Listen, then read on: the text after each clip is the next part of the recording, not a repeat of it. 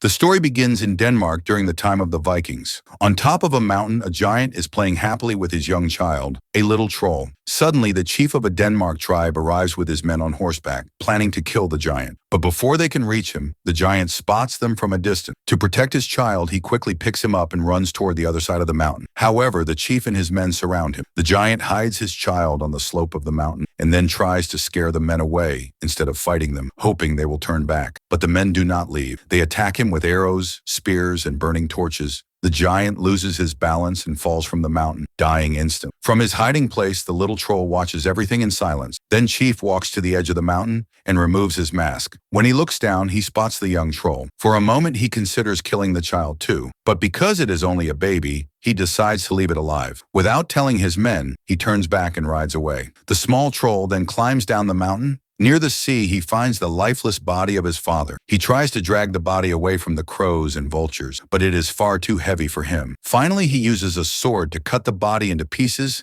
and carries them into a cave. There he hides the remains and begins living in the cave all alone. Many years pass, and the troll grows up. But every day when he looks at his father's severed head, he cries in sorrow and remembers him. Meanwhile, in the Viking tribe of Denmark, a priest performs a religious ceremony for the opening of a new tavern. He announces to the chief that the tavern is now fully ready. On the other side, the troll, who has been waiting all these years to take revenge for his father, finally comes out of his cave. That evening, while some Viking warriors are celebrating inside the tavern, the troll arrives. He attacks the guard outside, smashing his head, and then enters the tavern. Inside, he slaughters all the Vikings brutally. The next morning, the chief comes to the tavern with his men. The sight shocks him. The bodies of the Viking warriors who had stayed there overnight are scattered everywhere. They were all killed in a savage way. The chief asks his commander, "Where were you when this happened?" The commander replies, "I was in the village. Some young men stayed here after drinking, but I don't know who killed them so cruelly." Strangely, no women or elders were harmed. Hearing this, the chief grows uneasy. After that, the scene shifts to the Vikings of Gr3ken3l, whose leader is Leo, a famous Viking warrior. As always, they set out on their ships for raids and plundering, but during their journey, the cold weather forces them to stop near Denmark. Meanwhile, that night,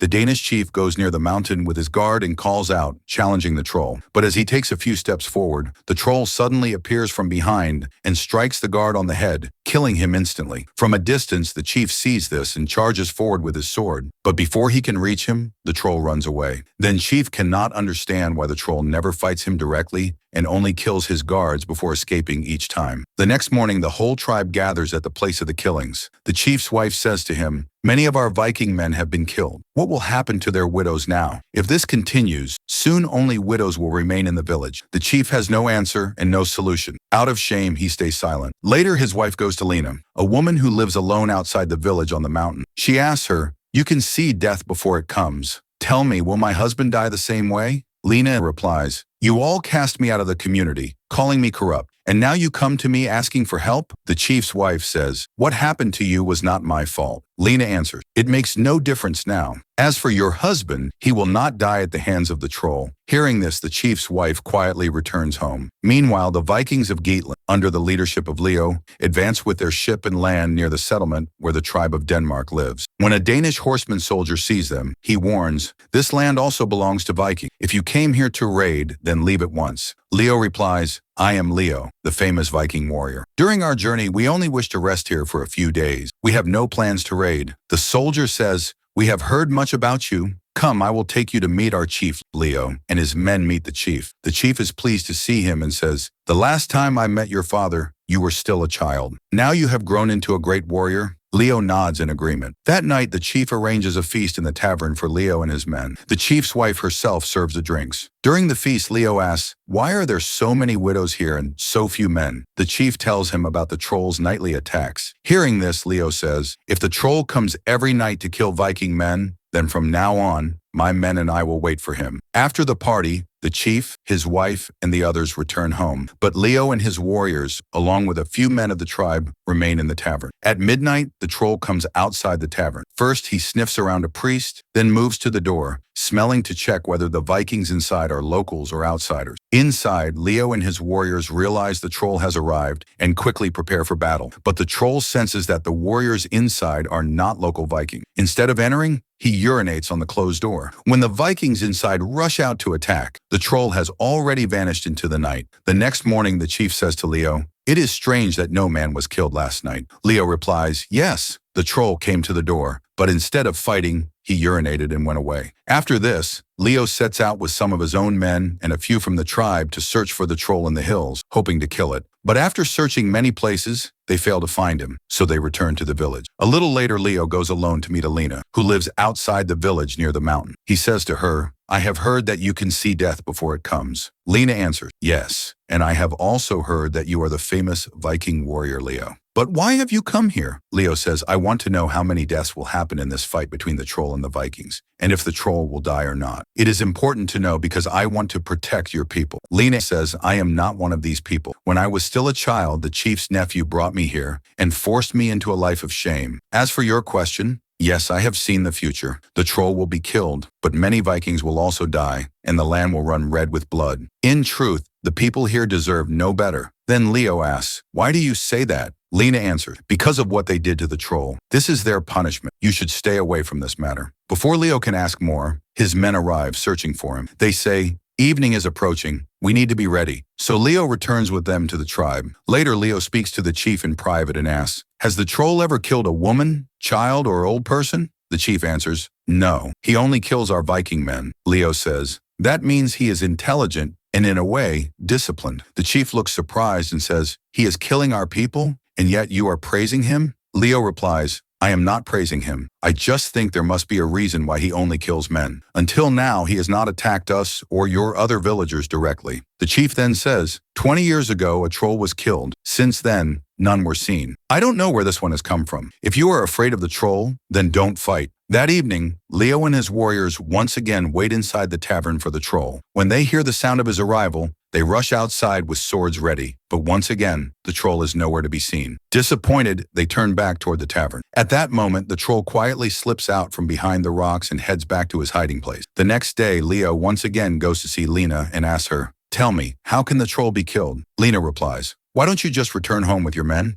Leo answers, "Before I leave, I must know how people can be freed from this troll." Then Lena takes him into her hut and throws her fortune-telling bones to try to find an answer. At that moment, Leo hears the troll's voice outside. He rushes out, but the troll, seeing him, runs away. Leo jumps on his horse and chases after it. Before he can reach it, the troll climbs up the mountain. Lena also follows and arrives there. Leo calls out to the troll, "If you have courage, come face me. Why do you keep running away?" The troll answers in its own tongue. Lena understands and tells Leo, "The troll says his fight is not with you. You and your men have not harmed him, and that is why he has never attacked you." Hearing this, Leo is surprised and returns with Lena to her hut. There, he asks, "Then why does he keep roaming around here?" Lena explains, "The chief's nephew once forced me into a sinful life, but he died in my bed. People blame me for his death and cast me out of the tribe. Since then, I have lived here alone. Many Viking men used to come every night to dishonor me, but ever since the troll started appearing, none of them dared to come. That is why I will not help you kill him. The poor troll has already suffered too much." After learning this, Leo goes back to the chief and says, "Through Lena, I spoke with the troll. He told her that the Vikings treated him very cruelly. That is why he is taking revenge." The chief looks uneasy and says, "I will talk to you about this later." As Leo is leaving to return to his men, he sees a disabled man being beaten cruelly by some children. Leo drives the children away. The man then says to him, "My father fought against the troll's father. That is why the troll killed all the men of my family. I know where the troll lives. You and your warriors can go there and kill him." Hearing this, Leo and his warriors set out by boat toward the mountain where the troll's cave lies. With the disabled man guiding them, they land near the shore and climb up the mountain until they find the only entrance to the cave. One Viking tries to climb down, but his foot slips. The others quickly pull him back up. After that, none of them have the courage to go inside. Instead, they urinate near the cave entrance and begin returning to their boat. But suddenly, from beneath the water, the hidden troll lunges at the Viking who had urinated near his cave, trying to kill him. But his companions strike quickly, forcing the troll to retreat back under the water. The Viking's life is saved. After this, the group goes back to the tavern and waits all night for the troll. But this time, the troll does not dare to enter. The next morning, Leo steps outside and sees that the troll has killed the crippled soldier who showed them the way to the cave. Shocked, Leo and the Vikings decide to return to the troll's cave. But this time they use the rope to reach the entrance cave. When they enter, they find strange things scattered around. One Viking breaks the skull of the troll's father and urinates on it. The troll is not there at the time, but when he returns and finds the broken skull, he immediately understands who entered his cave. Seeing the insult to his father, the troll becomes furious. That evening, while the Vikings are asleep inside the tavern, the troll attacks them brutally. He kills the one who broke his father's skull. Seeing this, Leo also starts fight with Troll, but Leo is too weak compared to the troll. The troll tries to escape through the roof, but Leo grabs his leg and pulls him down, wrapping a heavy iron chain around his arm. Angrily, the troll punches Leo and struggles to break free, but his hand gets caught in the chain. A Viking shoots an arrow at him, but the troll knocks him away. Before the others can attack, the troll cuts off his own hand to escape. He runs toward the sea but doesn't get far. He collapses and dies on the shore. Suddenly, his body is dragged away into the sea by some unseen force. The next day, the Vikings mourn their fallen comrades and burn their body. Leo turns to the chief and says, "You told me only half the truth. Now that the troll is dead, at least tell me everything." The chief admits that they had once killed the troll's father without reason, and now they are all paying the price. Leo replies, "Because of your thinking, an innocent was killed. But this troll was not like you. He never harmed the innocent." Hearing this, the chief feels ashamed.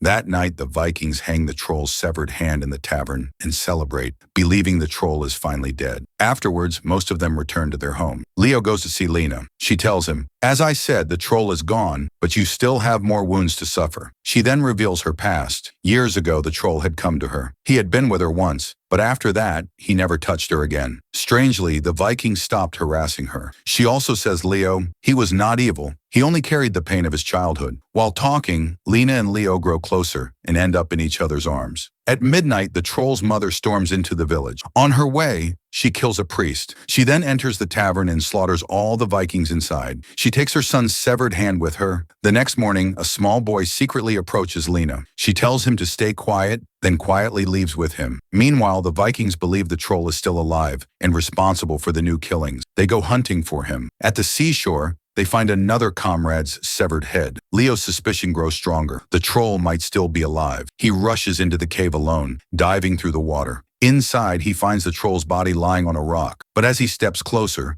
the troll's mother suddenly attacks him from behind. She strangles him, but Leo grabs a stone and smashes it against her head. Then he seizes a sword and kills her. At that moment, the young boy arrives with a sword in hand. Seeing him, Leo realizes the truth. This boy is none other than the son of Lena and the troll. Leo lowers his weapon and does not harm him. Later, Leo returns to the tribe and tells the chief, "I am leaving. The troll and his mother are truly dead now." Before going, he meets Lena once more and warns her, "If people find out the troll has a son, they will kill you both." Lena answers calmly, "This secret will stay only between us." Saying this, she walks away. In the end, Leo builds graves for the troll and his mother outside Lena's hut. But from a distance, the troll's son watches everything with tears. Then Leo leaves with his men, returning to Gatelin, and that's where the movie ends. So friends, if you're new to the channel, make sure to subscribe and hit the bell icon to get notified. And don't forget to like and share this video. I'll see you in the next video. Until then, goodbye.